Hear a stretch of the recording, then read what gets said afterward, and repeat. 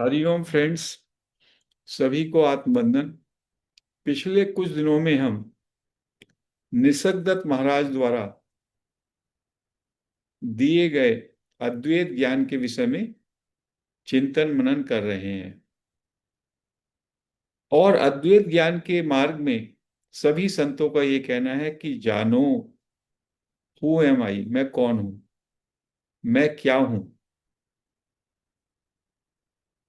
और सभी संतों ने अपने अपने तरीके से उस बात को एक्सप्लेन किया है। तो गुरु निसर्गदत्त महाराज कहते हैं कि मोटे तौर पे मैं माने मैं जो अपने को मैं मानता हूं उसमें चार घटक हैं। जो व्यक्ति अपने को मैं मानता है उसके चार घटक हैं। एक है शरीर, एक है प्राण, एक है मन और एक है चेतना। चार कंपोनेंट्स हैं। कहीं पे तीन कहते हैं, कहीं पे चार कहते हैं, क्योंकि शरीर में शरीर और मन दोनों आ जाते हैं। यहां पे शरीर का मतलब है स्थूल शरीर। तो शरीर क्या है? शरीर का मतलब है जो ये आपको पूरा अपना पिंड दिखाई देता है, जो कि पांच तत्वों से बना है: earth, water, fire, air and space. और किसी भी व्यक्ति का, किसी भी पशु का, किसी अन्य जीव जंतु का सारा जो निर्माण है स्थूल शरीर, वो इन्हीं पांच तत्वों से बना है। और जब तक इसमें चेतन रहता है, प्राण रहते हैं, तो ये शरीर जीवंत लगता है। और जब इसमें से प्राण निकल जाते हैं तो ये शरीर जड़ हो जाता है। तो निसर्गदत्त महाराज भी कहते हैं ये शरीर जड़ है। और इस शरीर, आप ये शरीर नहीं हो, मैं ये शरीर नहीं हूं। मैं ये तो कह सकता हूं मेरा ये शरीर है, या ये शरीर मेरा निवास स्थान है। चेतना जो है, चेतना को कोई शरीर चाहिए अपने को महसूस करने के लिए, तो उस हिसाब से ये शरीर चेतना का एक आलय है, आवास है, ऐसा आप मान सकते हैं। दूसरा है प्राण। प्राण होता है वाइटल फोर्स, जीवन शक्ति। हमारे शरीर में जो प्राण का संचालन है, संचार होता है, तो उसके कारण ही शरीर में मूवमेंट, शरीर की सारी क्रियाएं, सेंसरी परसेप्शन, सब कुछ का जो क्रियान्वयन है, वो जीवन शक्ति के कारण, वाइटल फोर्स के कारण, वाइटल ब्रेथ के कारण, प्राण के कारण होता है। लेकिन मैं प्राण भी नहीं। प्राण भी वास्तव में जड़ ही है। केवल चेतन से मिलकर के, चेतन की उपस्थिति के कारण प्राण शक्ति जीवंत लगती है। मन, मन का मतलब है विचार, भावनाएं,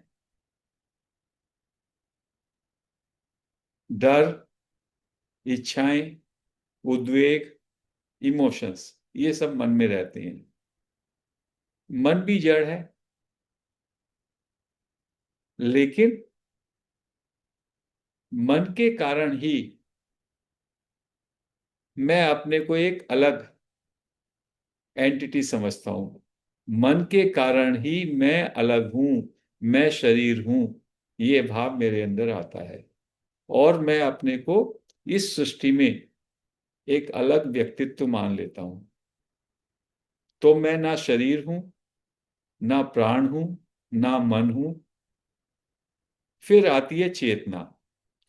तो महाराज कहते हैं चेतना का मतलब होता है होनेपन का भाव, मैं हूं।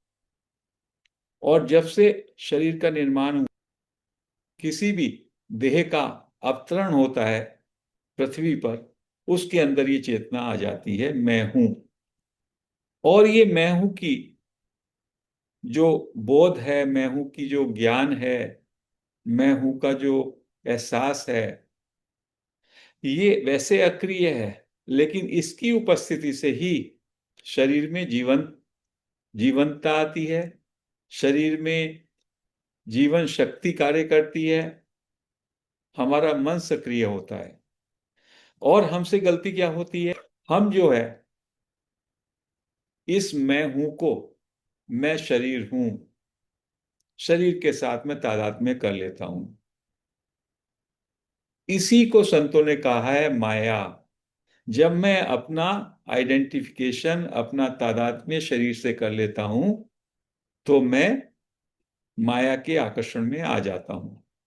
और जब मैं केवल मैं हूं पर, शुद्ध मैं हूं में अपने को स्थिर कर लेता हूं, तो मैं माया से मुक्त ईश्वर हो जाता हूं। इसीलिए निसर्गदत्त महाराज कहते हैं कॉन्शियसनेस इज गॉड। जितने भी अवतार हुए हैं, कृष्णा, क्राइस्ट, राम, ये सारे के सारे अवतार, इन्होंने अपने जीवन में विशुद्ध चेतना के रूप में ये स्थिर रहे।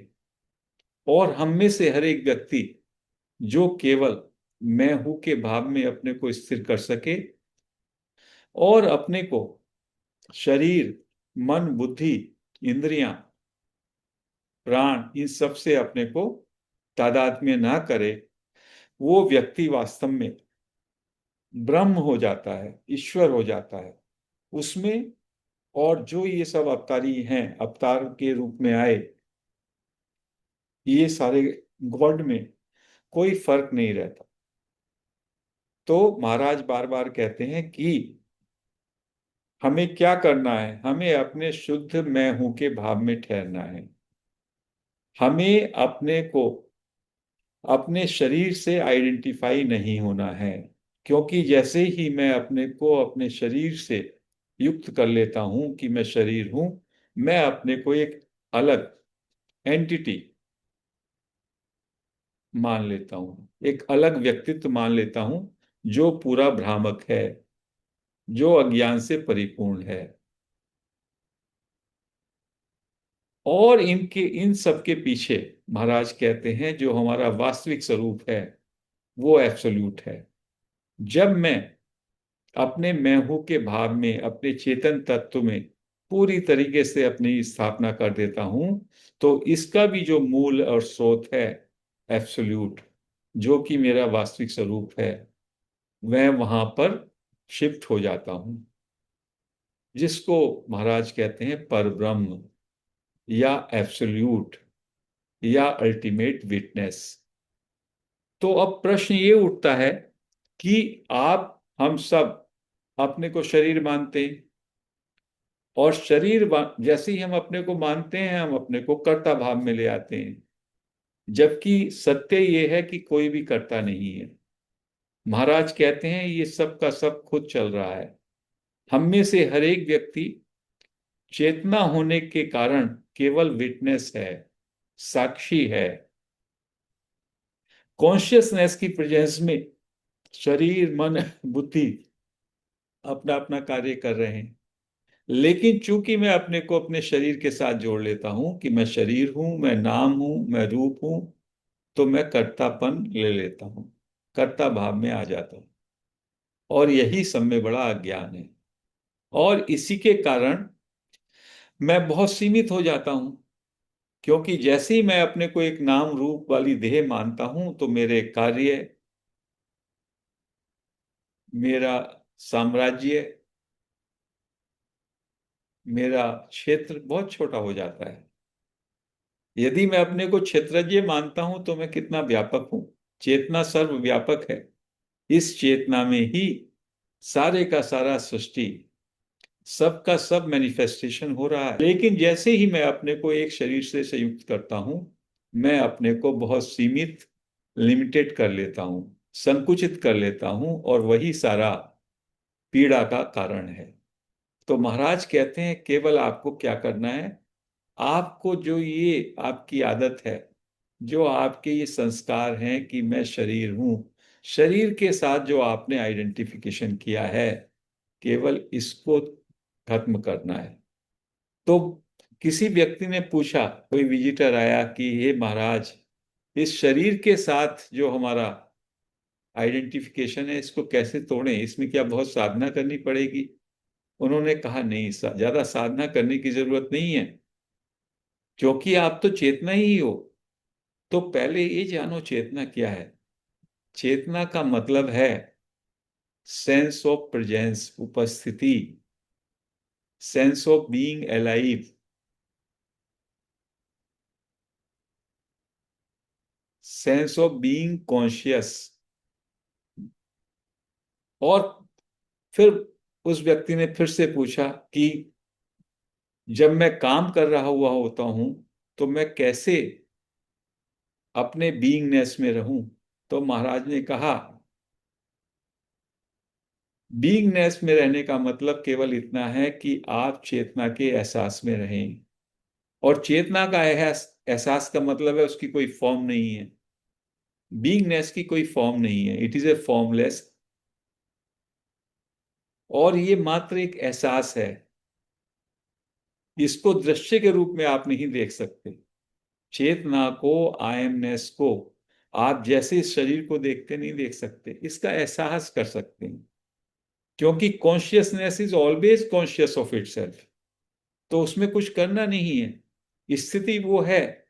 लेकिन आपने कॉन्शियसनेस जो स्वयं में कॉन्शियस है और जिसकी उपस्थिति में कार्य हो रहा है, आप भ्रम से उसको शरीर के रूप में जानते हैं। तो जैसे ही ये आपकी भ्रांति का निवारण होता है और आप अपने कॉन्शियस उपस्थिति को महसूस करते हैं, उसका एहसास करते हैं, धीमे धीमे आपको अपनी विराट सत्ता का, कि आप समस्त अस्तित्व हैं, इसकी अनुभूति होती है।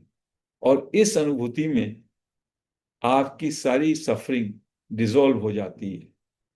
और जब आप इस अनुभूति में गहराते हैं तो इसके बियॉन्ड जो निराकार निर्गुण परब्रह्म स्थिति है, वहां पे आप स्थिर हो जाते हैं, जिसका कुछ भी कथन करना, वर्णन करना किसी के लिए भी असंभव है।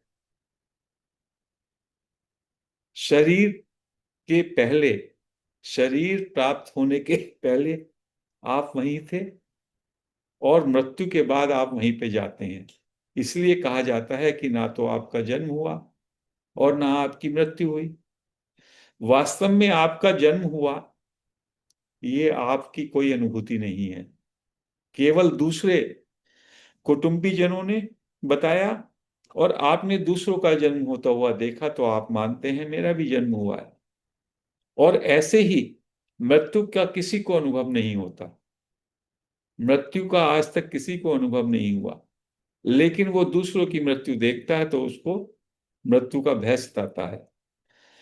तो जब आपको ये मालूम हो जाता है कि आपका वास्तविक स्वरूप पर ब्रह्म है, एटर्नल है, शाश्वत है, सनातन है, तो आपके मन और मस्तिष्क से मृत्यु का भय दूर हो जाता है।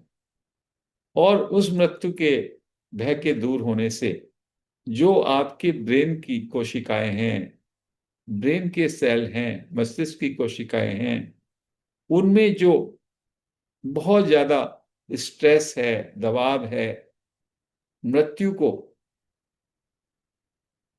पोस्टपोन करने का, वो दबाव उन कोशिकाओं को क्षीण करता है, जीर्ण करता है। वो जो स्ट्रेस है वो समाप्त हो जाता है। इसी को जे कृष्णमूर्ति के शब्दों में कहा जाता है, ब्रेन अंडरगोज ए सर्जिकल ऑपरेशन। और फिर जो मस्तिष्क की कोशिकाएं हैं वो डीके से, वो जीर्ण क्षीण होने से के प्रोसेस से बाहर आ जाती हैं। और उसका फायदा ये होता है कि मनुष्य की लॉन्गेविटी बढ़ जाती है।